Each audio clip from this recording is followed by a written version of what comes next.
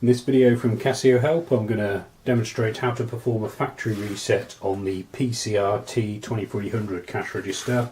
I'm using the 3000 model for this video, but the process is the same.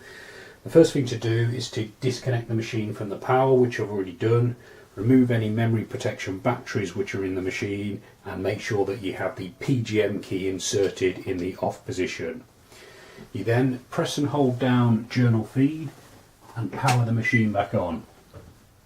You'll get a message come up saying BT init, and at this point you type in the reset code 13040 and then press subtotal and subtotal again. The display comes up init, so this is the main initialization screen, and you type in the 13040 and press subtotal followed by the cash amount 10 key. The machine will take about 45 seconds to a minute to run through the reset procedure. Once you've done this, everything apart from the date and time will be returned back to factory default.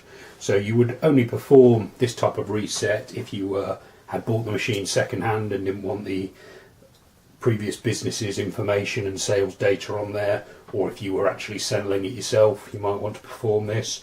Or perhaps if you've had a problem with the machine where you've got an error message that can't be cleared or a software glitch, this is the reset procedure to set the machine back to factory default. Once the initialization procedure is finished, the machine will switch off and you'll get a little receipt printout confirming the reset.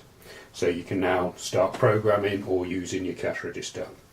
For more information on using Casio cash registers, please subscribe to our YouTube account or visit casiohelp.co.uk. Thanks for watching.